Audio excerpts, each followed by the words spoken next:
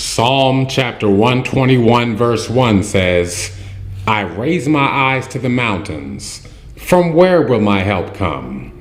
My help comes from Jehovah, the maker of heaven and earth.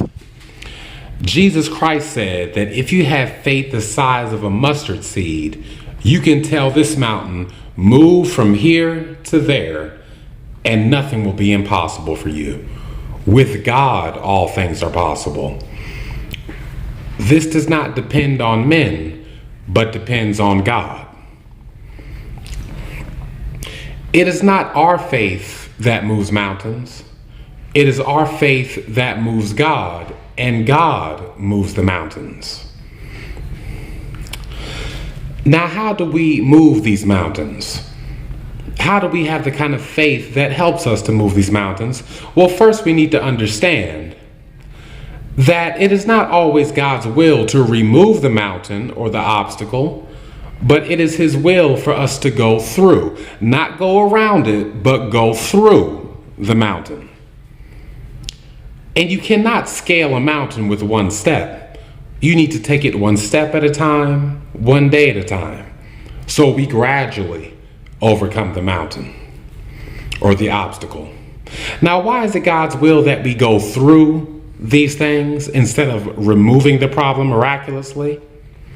Well, let us turn to the book of James. That's James chapter 1, and let's read verse 2.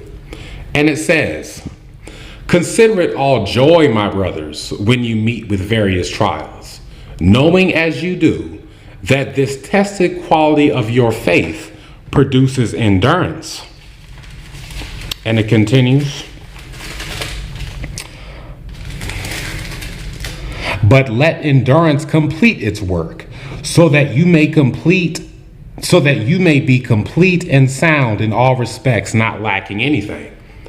So as we go through, this builds our faith, this builds our endurance, this builds our qualities, this perfects our character, so that we'll be prepared to take on greater trials later.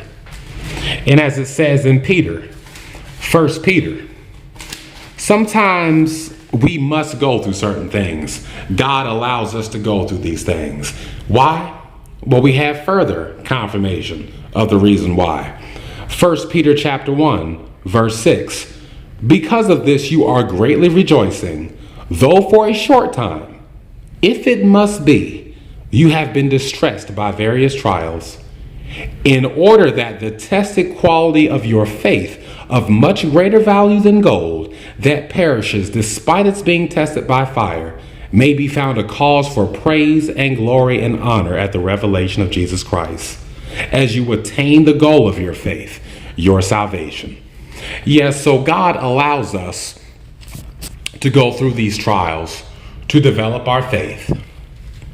Now let us continue on to Isaiah chapter 43, and let's read verse 1. Now this is what Jehovah says, your creator, O Jacob, the one who formed you, O Israel. Do not be afraid, for I have repurchased you. I have called you by your name. You belong to me. And here's the point. When you pass through the waters, I will be with you. And through the rivers, they will not flood over you. When you walk through the fire, you will not be burned, nor will the flame singe you. So while we're going through, like Meshach, Shadrach, and Abednego chose not to worship the idol, and because they chose to remain loyal to the Almighty God, Jehovah, and not commit idolatry, King Nebuchadnezzar had him thrown into the fiery furnace. But when he looked, he saw that they were not burned, for their God had protected them and delivered them. So not only does it strengthen our faith when God allows us to go through, and He's with us as we go through, and He controls the heat of the thermostat, He controls the amount of pressure He allows us to undergo, but it also brings glory to Himself. So let us also turn to Isaiah chapter 41, and let's read verse 15. Look, I have made you a threshing sledge, a threshing sledge, a new threshing instrument with double-edged teeth. You will tread down the mountains and crush them and make the hills like chaff. You will winnow them, and the wind will carry them away, and a windstorm will scatter them. You will be joyful in Jehovah, and you will boast in the Holy One of Israel. Yeah, so if Jehovah is with us going through these mountains, then there's nothing we need to fear. If he is with us to go through these mountains, there is nothing we need to fear. So when I raise my eyes to the mountains, from where will my help come? My help comes from Jehovah, who created heaven and earth.